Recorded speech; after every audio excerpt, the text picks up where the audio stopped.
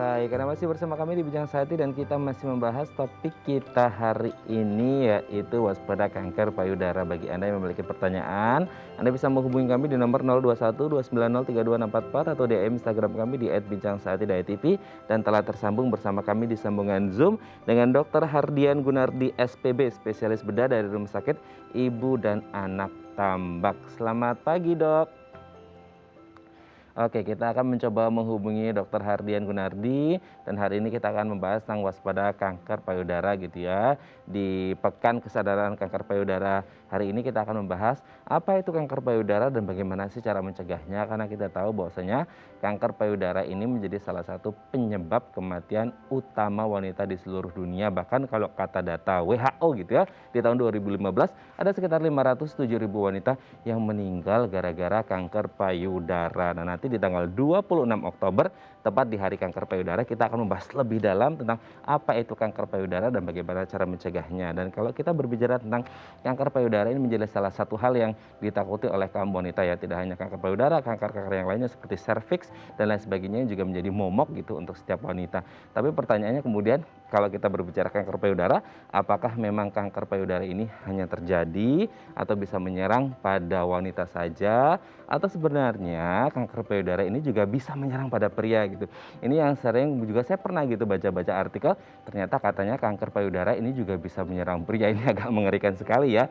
Seperti itu, oleh karenanya di Pekan Kesadaran Kanker Payudara pada pekan ini kita akan membahas nih bagaimana kemudian ciri-ciri atau gejala gitu kan, karena jangan sampai kalau selama ini kan kita sering lihat gitu ya, kasus kanker payudara ini terjadi ketika orang sudah masuk stadium lanjut gitu, sudah masuk stadium 3, 3B atau bahkan sudah masuk stadium 4 seperti itu. Nah, ini sangat berbahaya sekali ya, karena kemungkinan untuk sembuhnya bisa dibilang kecil gitu itu ya. Jadi kalau bisa kita mulai dari awal, ketika mungkin ada ciri-ciri atau gejala-gejala yang bisa dirasakan oleh seseorang, ini kita sudah tahu, oh ini sepertinya gejala kanker payudara seperti itu. Jadi kita sudah bisa mulai untuk memeriksakan diri, konsultasi ke dokter, medical check up supaya bisa ditangani sedari awal seperti itu ya. Jadi kita harus tahu nih yang namanya kesadaran, apalagi pekan kesadaran. Jadi intinya adalah awareness, personal awareness dari setiap orang untuk sadar dengan kesehatan dari kanker payudara setiap kita masing-masing seperti itu ya. Karena kita tahu bahwasanya dengan jumlah 507.000 wanita di tahun 2015 saja seluruh dunia, ini menjadi hal yang sangat mengkhawatirkan seperti itu ya. Oleh karenanya kita harus sadar dan mengerti apa itu kanker payudara dan bagaimana cara mencegahnya ya. Oke, sekarang kita sudah tersambung dengan Dr. Hardian. Kita sapa terlebih dahulu. Halo, selamat pagi Dok, apa kabar? Selamat pagi, Mas. Oke, Dok, hari ini kita akan membahas tentang kanker payudara gitu ya, Dok ya, di Pekan Kesadaran Kanker Payudara seperti ini. Oke, Dok, kalau berbicara tentang kanker payudara, apa itu kanker payudara dan gimana sih kondisi dalam tubuh seseorang ketika mereka mengalami kanker payudara? Oke, jadi kanker payudara itu awalnya adalah benjolan di payudara, itu ada yang jinak, ada yang ganas. Nah, yang ganas yang kita sebut dengan kanker. Kenapa disebut ganas? Karena dia perangainya nomor satu, dia agresif. Artinya apa? Dia tumbuh dengan cepat. Yang kedua, dia invasif. Artinya dia bisa menembus ke organ-organ di sekitarnya, termasuk ke kulit atau ke dinding dada. Dan yang ketiga, dia bisa menyebar ke ke organ-organ tubuh lainnya, kayak misalnya paru, hati, ke otak atau ke tulang. Itu makanya dia karena sifat-sifatnya yang ganas tersebut, makanya disebut kanker. Oke, tapi gimana sih Dok kondisi dalaman tubuh seseorang ketika mereka mengalami kanker payudara? Dia awalnya adalah, jadi kanker awalnya berupa benjolan. Dia benjolan yang terus tumbuh, makin lama makin cepat, makin lama makin cepat, sampai akhirnya dia akan menyebar ke organ-organ tubuh lainnya. Nah, dia akan dalam tanda kutip ya akan menggerogoti si tubuh penderitanya itu sesuai dengan apa yang diserang. Oke, tapi kalau berbicara tentang, tadi kan dokter menyebut ada dua sebenarnya, tumor dan kanker gitu ya. Tapi kalau dari jenisnya sendiri, kanker payudara ini ada beda-beda jenis nggak sih Dok? Atau cuma satu aja kanker payudara itu, cuma yang membedakan stadiumnya gitu? Oke, kanker payudara ini sangat beragam. Cuman ragamnya itu bisa kita tentukan dari macam-macam. Yang pertama dari morfologi atau dari tampakan waktu kita lihat di mikroskop. Itu jenisnya banyak, misalnya ductal invasif, lobular invasif, medular, dan banyak sekali. Terus kita bisa bagi juga sesuai dengan derajat keganasan. Yang derajat 1 sampai 3, yang paling derajatnya paling ringan, dan yang 3 tuh paling ganas. Juga kita bisa bagi lagi sesuai dengan sifat si kanker itu. Apakah dia mengekspresikan reseptor hormon tertentu apa tidak. Jadi macamnya banyak sekali, dan masing-masing itu berpengaruh nanti ke terapinya dan ke prognosisnya. Oke, tapi kalau berbicara tentang range usia gitu dok ya, apakah kemudian ada range usia tertentu ini yang kayaknya mereka rentan mengalami kanker payudara, atau sebenarnya di setiap range usia ini punya risiko masing-masing tergantung pada kondisi fisik seseorang gitu dok? Oke, jadi kalau kita bicara tentang usia dan kanker payudara itu saling berhubungan. Makin tua seseorang, resiko untuk terkena kanker payudara akan lebih tinggi. Dikatakan kalau di atas 40 tahun resikonya meningkat dan puncaknya di atas 70 tahun. Nah, cuman bukan berarti kanker payudara itu nggak bisa di usia muda. Usia di bawah 40 tahun pun bisa, bahkan usia mulai dari 20 tahun atau ada yang belasan tahun pun terkena kanker payudara bisa. Oke, berarti memang untuk wanita-wanita dengan usia senior gitu yang lebih berisiko. Tapi sebenarnya kalau usia muda juga berisiko, ini penyebabnya bisa sama atau beda sebenarnya dok? Sebetulnya kalau usia muda lebih banyak karena faktor keturunan yang yang kena kanker payudara ya. Dia biasanya ada riwayat kanker payudara atau kanker indung telur di keluarganya. Nah, dia rentan diturunkan secara genetik. Nah, kalau yang usia tua biasanya dia dipengaruhi oleh hormon. Cuman sekali lagi itu kan biasanya, kalau misalnya apakah 100% enggak, karena kanker payudara ini banyak faktor yang jadi faktor risiko. Oke, kalau berbicara faktor risiko banyak gitu ya, mungkin dari keturunan, mungkin juga dari hormon gitu ya. Iya, Nah, tapi betul. selain dari 2 faktor tersebut, ada nggak sih dok faktor-faktor yang lain? Nomor 1, faktor jenis kelamin yang meningkatkan risiko, karena kanker payudara kalau misalnya dia di wanita, dia 100 kali lebih beresiko daripada di pria. Pria juga bisa, tapi kalau wanita tentu resikonya lebih tinggi. Kedua yang tadi kan usia. Terus yang paling banyak berpengaruh memang hormon.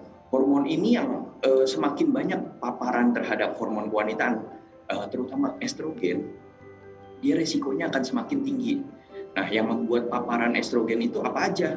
Kalau dia mens pertamanya terlalu dini, atau dia mati haid atau menopause-nya terlalu lambat, atau dia tidak pernah memiliki anak atau tidak pernah hamil sebelumnya, atau dia tidak menyusui, atau dia menggunakan hormon-hormon misalnya untuk kontrasepsi atau terapi hormon lainnya, atau dia kegemukan karena ternyata di dalam sel lemak, kalau kita kegemukan itu juga dia akan memproduksi hormon estrogen tadi. Jadi yang berkaitan dengan hormon dia akan meningkatkan resiko kanker payudara. Oke. Tapi kan tadi dokter menyebut juga ternyata risikonya tidak hanya terjadi pada wanita gitu, ternyata pada pria juga bisa ini ya dok ya? Seperti Ya, apa betul. kankernya ini kalau pada pria? Kurang lebih sih, kalau misalnya jenis kankernya kurang lebih sama dengan yang wanita, tapi sih jarang sekali. Ya kalau antara wanita dengan pria dia 100:1. Oh, 100:1. Jadi cuma sekitar 1% aja prevalensinya ya dok ya? Oke, Iya. tapi kalau kita berbicara tentang kankernya ini sendiri kan sering kita mendengar orang kanker di kemo gitu untuk mematikan sel-sel kanker. Nah, kalau khusus kanker payudara ini sebenarnya kankernya ini menetap di sekitar area payudara atau sebenarnya dia bisa menyebar ke area organ tubuh yang lainnya dok? Nah, tadi seperti sifat kanker secara umum sebelumnya, dia agresif, dia bisa menyebar ke jaringan sekitar. Pertama mulai dari kelenjar di ketiak, atau kelenjar di pundak juga bisa menyebar jauh ke misalnya ke hati, ke paru-paru, ke otak atau ke tulang. Nah, ya dari awal mungkin dari mulai tumornya masih kecil, mulai ada sebenarnya yang sel-sel tumor yang menyebar melalui darah atau kelenjar getah bening. Tapi dengan semakin membesarnya tumor, resiko penyebaran itu akan semakin meningkat. Oke. Dengan tingkat risiko yang sangat luar biasa mengerikan, apalagi kalau kita lihat ternyata kanker payudara ini menjadi salah satu penyebab kematian di dunia gitu ya dok ya. Iya Ini kan betul. menjadi salah satu hal yang harus diwaspadai lah gitu. Iya. Awareness-nya itu harus ditingkatkan seperti itu. Tapi kalau berbicara awareness sendiri, apalagi kita di pekan jelang atau menyambut pekan kesadaran kanker payudara gitu ya dok ya. Sebenarnya kesadaran wanita Indonesia untuk lebih peduli tentang kesehatan payudaranya ini apakah sudah tinggi atau masih perlu diedukasi lebih mendalam ini dok? Iya perlu, sebetulnya kita perlu ya edukasi lebih dalam untuk bisa deteksi dini. Kenapa deteksi dini? Karena kalau kanker payudara ini ditemukan secara cepat dan ditangani secara tepat, angka harapan hidupnya tinggi sekali, Oke. bahkan di atas 95%. Jadi kalau dia bisa dideteksi dini, dia bagus sekali. Cara deteksi dininya gimana? Yang paling mudah adalah dengan sadari atau periksa payudara sendiri. Itu dilakukan 3 hari setelah haid bersih. Itu dengan cara diperiksa payudaranya. Pertama dilihat di depan cermin dalam posisi tegak, dilihat apakah payudaranya simetris atau tidak, ada benjolan yang tampak atau tidak. Lalu dia mengecek pinggang seperti ini untuk melihat ada nggak benjolan lagi. Lalu dia disuruh mengangkat tangan untuk melihat bagian bawah dan bagian samping dari payudara, dan kemudian membungkuk untuk melihat payudaranya simetris atau tidak, atau satu yang atau tertahan ke dinding dada atau justru lebih berat. Lalu mulai diraba sesuai dengan arah jarum jam, mulai dari yang penting sistematis dari luar ke dalam, memutar di seluruh bagian payudara, diraba apa ada benjolan atau tidak. Oke, berarti memang ada hal-hal atau ya sesuatu yang simpel yang bisa kita lakukan untuk melihat apakah kondisi payudara kita ini dalam keadaan sehat atau ada sesuatu gitu ya dok, dan itu bisa dilakukan Betul. sendiri di rumah. Oke dok, nanti kita akan lanjut lagi ngobrol tentang kanker payudara. Bagi Anda pemirsa yang memiliki pertanyaan, Anda bisa menghubungi kami di nomor 021 290 32644 atau DM Instagram kami di @bincang1.tv. Kami akan segera kembali.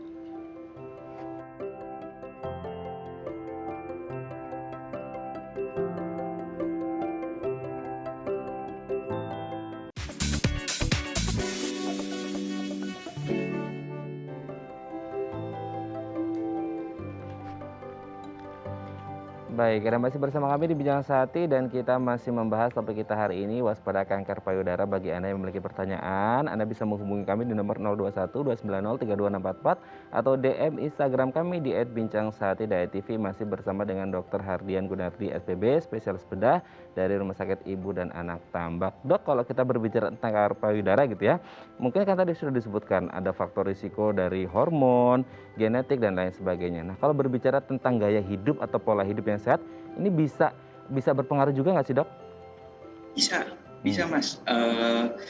Kenapa? Karena nomor satu yang tadi, kalau dia kegemukan, sel lemak juga akan menghasilkan hormon estrogen. Betul. Sehingga dia akan meningkatkan resiko untuk kanker payudara. Jadi kalau misalnya dia kurang aktivitas atau terlalu gemuk, dia bisa meningkatkan resiko kanker payudara. Kedua, kalau misalnya dia merokok atau minum alkohol, karena kedua hal tersebut adalah karsinogen yang memicu terjadinya kanker.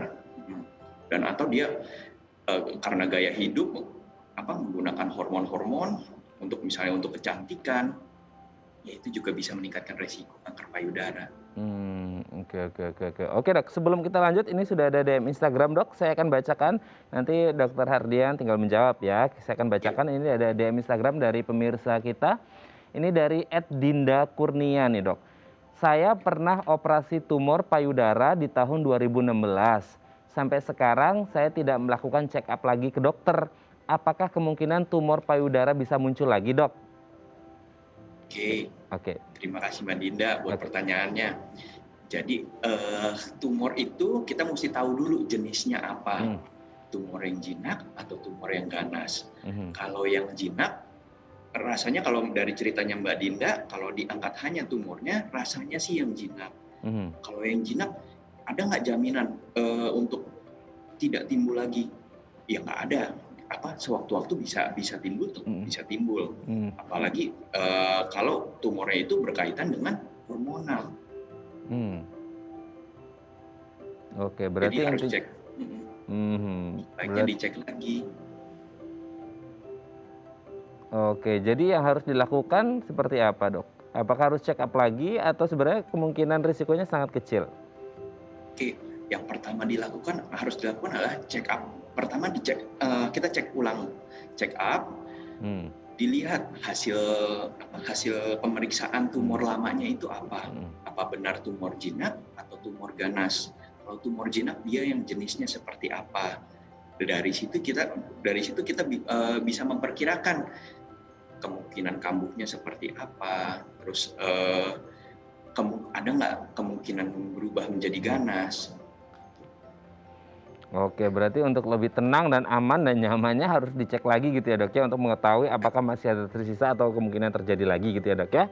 Oke, semoga ini bisa menjawab pertanyaan dari Mbak Dinda dan semoga sehat-sehat terus ya, Mbak Dinda. Terima kasih sudah menghubungi kami di @bincang Sehati Daya TV. Kita lanjut lagi, Dok.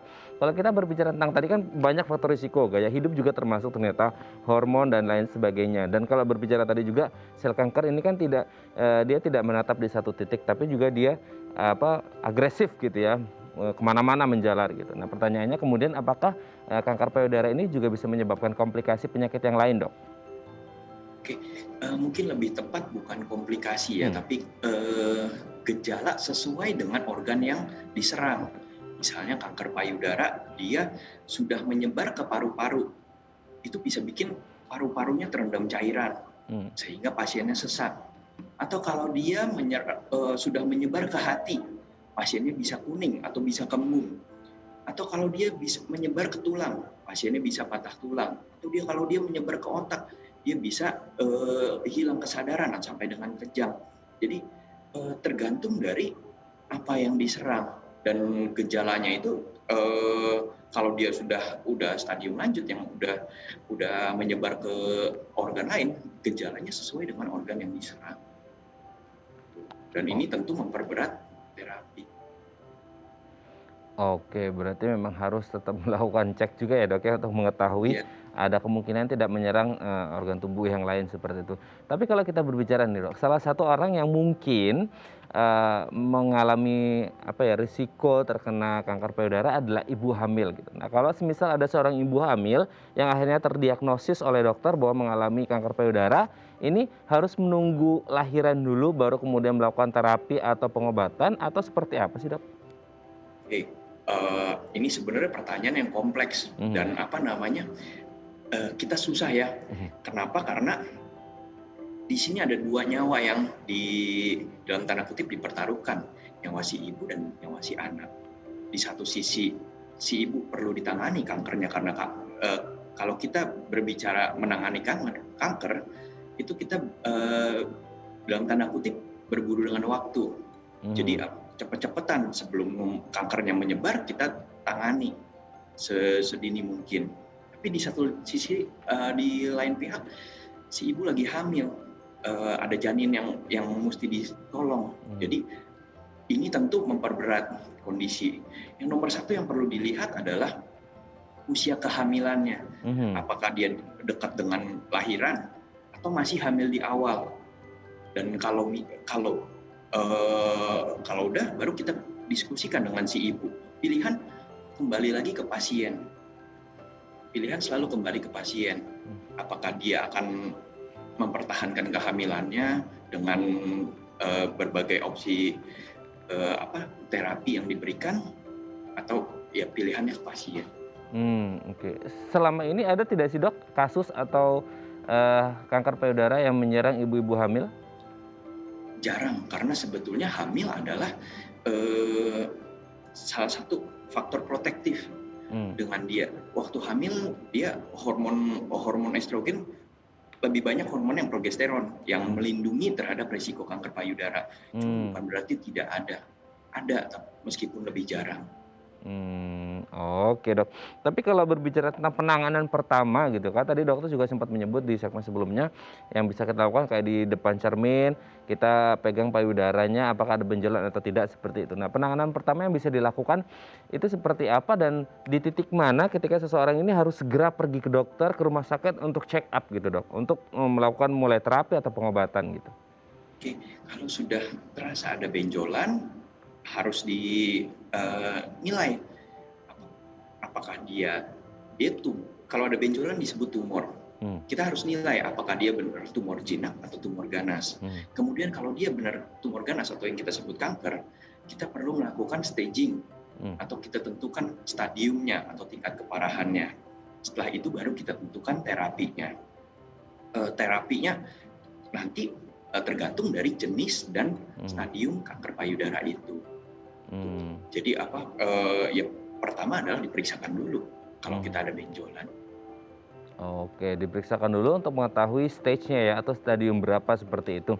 Nah, saya sering dengar nih, Dok, entah ini benar atau tidak karena kita kan orang awam gitu ya, Dok ya, mohon dikoreksi kalau salah. Ini sering kali kita dengar, ih kalau udah kanker masuk stadium 3 udah nggak bisa diobatin, maksimal itu stadium 2 gitu. Nah, apakah memang ada satu batasan stadium tertentu yang kayaknya di stadium ini orang udah angka harapan hidupnya udah mulai kecil banget gitu atau sebenarnya semuanya bisa asalkan ada deteksi dini gitu atau gimana ini, Dok?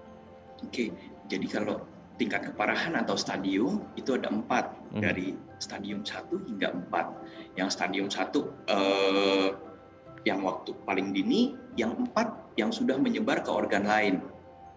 Penentuan stadium ini didasarkan atas ukuran tumor, keterlibatan kelenjar getah bening, entah di aksila, entah di ketiak atau di pundak, dan penyebaran organ jauh.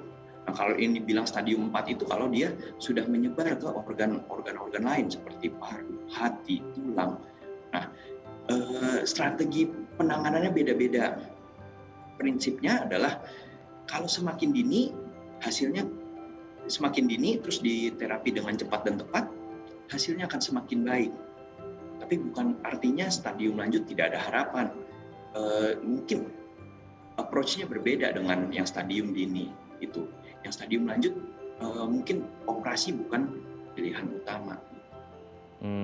Oke, Dok. Tapi kalau berbicara tentang salah satu hal ketika kita ngomongin kanker kan butuh proses, butuh kesabaran dari si pasien sendiri untuk ya merawat, untuk terapi, untuk pengobatan seperti itu. Karena salah satunya ya butuh waktu juga apalagi kalau sudah masuk stadium lanjut gitu ya, Dok ya. Nah, Iya, sebenarnya berapa lama sih proses perawatan dan pengobatannya ini sendiri atau memang setiap stage stadium juga beda-beda gitu, Dok? iya. Kalau untuk perawatannya kita tadi tergantung dari jenis kanker payudaranya dan tergantung dari stadiumnya. Jadi karena perbedaan itu masing-masing berbeda dan masing-masing nggak dalam waktu yang sebentar. Perlu proses ya, Dok ya.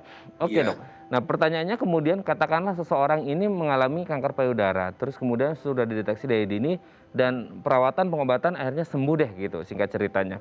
Nah, ke depan ini ada kemungkinan lagi nggak sih, Dok, untuk mengalami kanker payudara lagi atau sebenarnya sudah tidak ada mungkin ada potensi kanker payudara lagi. Tapi kalau ke gaya hidupnya dan akhirnya faktor genetik, hormonal dan sebagainya masih ada, ini bisa berpotensi kena lagi atau enggak, Dok?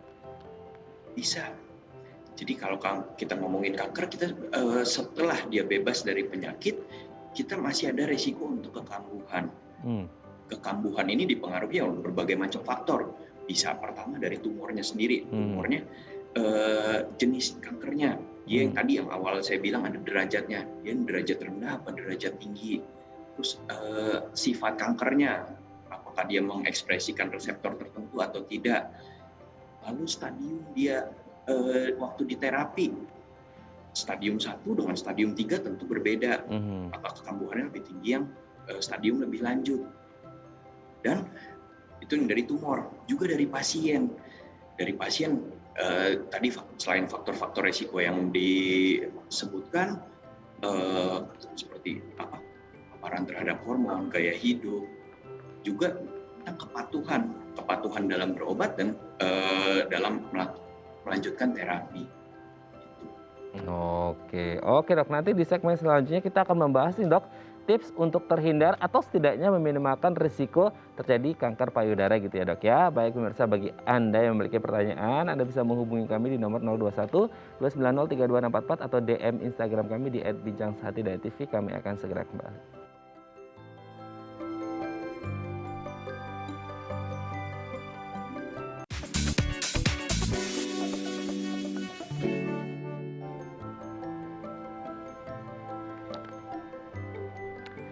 Baik, Anda masih bersama kami di Bincang Sehati dan di segmen terakhir ini kita akan membahas tips untuk terhindar atau setidaknya meminimalkan risiko terjadi kanker payudara.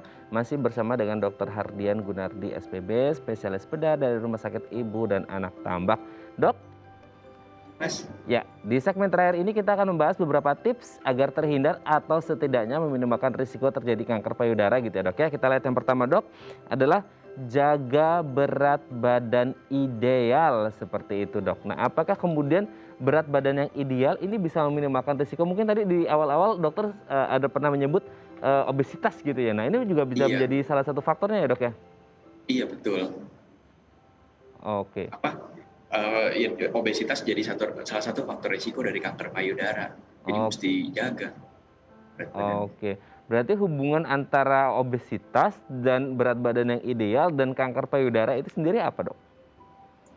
Dengan kalau dia obesitas, kalau dia berat badan yang berlebih, sel-sel lemak yang kelebihan itu dia akan memproduksi hormon estrogen sehingga dia akan memicu kanker payudara, memicu sel tumor untuk terus membelah jadi kanker. Oke, tapi bedanya orang gemuk karena lemak dengan gemuk karena hamil beda ya, Dok ya? Beda. Heeh. Karena tadi kan dokter menyebut kalau orang hamil justru risikonya agak kecil gitu ya. Oke Dok, Betul. kita lanjut yang selanjutnya. Konsumsi makanan sehat. Nah ini yang kemudian di zaman sekarang, di zaman now nih bahasanya Dok ya, banyak kemudian orang-orang yang mengonsumsi junk food di mana-mana gitu. Nah kemudian apakah konsumsi makanan yang tidak sehat ini bisa memengaruhi tingkat prevalensi dari kanker payudara itu sendiri, dan ketika kita mengonsumsi makanan yang sehat ini bisa meminimalkan risikonya Dok? Iya, kalau kita makan makanan sehat, terutama sayuran hijau yang banyak kandungan antioksidan ya, dia akan ya sedikit banyak dia akan membantu untuk mengurangi resiko. Memang dan dengan kita konsumsi makanan sehat, tentu berat badan kita juga akan terjaga sehingga tadi dia nggak obesitas dan kemudian resikonya akan turun. Oke, berarti memang banyak sekali manfaat mulai dari sayur-sayuran hijau gitu ya Dok ya, buah-buahan gitu ya Dok ya? Iya betul. Oke, sayuran hijau, buah-buahan ini bisa membantu untuk menjaga kesehatan tubuh. Dengan mengonsumsi makanan sehat, otomatis berat badan akan ideal dan meminimalkan risiko terjadi kanker payudara ya Dok. Ini nyambung semuanya gitu ya Dok ya. Oke, kita lihat yang ketiga Dok. Hindari merokok atau minuman beralkohol. Ternyata kalau dari semua tips ya, kalau kita bisa lihat ternyata hindari merokok, hindari alkohol, ternyata ini juga dampaknya sangat luar biasa besar. Apalagi kalau kita berbicara kanker payudara juga ada efek dari si rokok atau alkohol itu sendiri ya Dok ya? Iya betul. Eh, Rokok dan alkohol secara umum dia sifatnya adalah karsinogen. Jadi nggak cuma kanker payudara aja, dia kayak rokok atau kanker paru dan beberapa kanker lainnya. Jadi dengan kita menghindari dua hal tersebut, keuntungannya tentu akan tinggi. Oke, berarti ini secara tidak langsung kita bisa simpulkan bahwasanya perokok dan peminum ini memiliki risiko terkena kanker payudara lebih tinggi dibanding mereka yang tidak merokok atau minum seperti itu ya Dok ya. Nah, Iya. bagaimana kasusnya ketika si perempuan ini tidak merokok dan tidak minum tapi pasangannya atau suaminya ini merokok, katakan merokok gitu yang secara tidak langsung akhirnya terkena kayak asapnya, itu juga bisa berpotensi nggak sih Dok untuk meningkatkan risiko terjadi kanker payudara? Memang tidak secara langsung karena resiko kanker payudara itu kan multifaktor ya, nggak cuma satu faktor aja. Cuman kalau rokok secara tidak langsung, kalau kanker payudara memang belum diteliti. Tapi kalau untuk kanker-kanker lainnya, dia akan beresiko, misalnya untuk kanker paru. Oh seperti itu ya, memang secara tidak langsung kalau untuk kanker payudara tidak Tapi ya memang harus ada pemeriksaan lebih lanjut gitu ya dok ya. Dan kalau bisa sih jangan ngerokok sama jangan minum alkohol gitu ya dok ya intinya. Oke, dok selanjutnya nih dok, batasi terapi hormon. Nah sebenarnya terapi hormon seperti apa dok ini yang baik untuk kanker payudara? Sebenarnya tidak dianjurkan ya. Sebenarnya kalau kita ngomong tentang terapi, terapi itu selalu ada keuntungan dan ada kerugian. Kita mesti bandingkan antara keuntungan dengan resiko. Kalau misalnya memang terapi hormon dirasa perlu, misalnya dia memang ada kelainan bawaan yang memerlukan hormon, itu kan apa boleh buat. Tapi kalau misalnya untuk kecantikan atau untuk misalnya kontrasepsi, kita ada baiknya memilih masih ada pilihan lain, terutama kalau si ibu tadi beresiko. Kapan kita bilang beresiko? Kalau ada keluarganya yang menderita kanker payudara atau kanker indung telur pada usia muda. Oke dok, yang terakhir dok, ini katanya juga baik nih untuk meminimalkan risiko terjadi kanker payudara, menyusui bayi secara teratur. Iya betul, karena tadi dengan menyusui hormon prolaktin akan meningkat dan itu adalah faktor yang protektif terhadap kanker payudara. Jadi dengan menyusui yang teratur, dia akan mengurangi resiko kanker payudara. Berarti ini menjadi salah satu faktor yang baik ya dok ya ketika orang apalagi untuk di kota besar kan jarang yang akhirnya excuse untuk menyusui anak. Ternyata menyusui ini juga baik ya dok ya untuk kemudian ya meminimalkan risiko. Ada tidak sih mungkin zat-zat yang terbuang gitu ketika di program menyusui dari sel kanker itu sendiri dok? Zat-zat enggak, cuman dengan kita menyusui hormon prolaktin akan meningkat dan hormon tersebut akan meningkat memproteksi kita terhadap kanker payudara. Dia fungsinya adalah mematangkan sel-sel payudara sehingga tumor nggak lebih cepat. Nah itu dia, jadi kalau Anda punya anak bayi, menyusui ternyata baik ya untuk kesehatan payudara Anda. Baik, terima kasih Dr. Hardian Gunardi SPB, spesialis bedah dari Rumah Sakit Ibu dan Anak Tambak sudah berbagi bersama kami pagi hari ini di Bincang Sehati. Saya sehat terus dok, dan salam untuk keluarga dan salam untuk teman-teman di Rumah Sakit Ibu dan Anak Tambak. Selamat pagi. Selamat pagi. Baik, pemirsa, bagi Anda yang memiliki kritik dan saran, Anda bisa menghubungi kami di nomor 0889 8100 5000 atau Anda bisa follow media sosial kami di @bincang_sehati.tv. Saya Raden Madlias pamit, sampai jumpa dan selamat beraktivitas.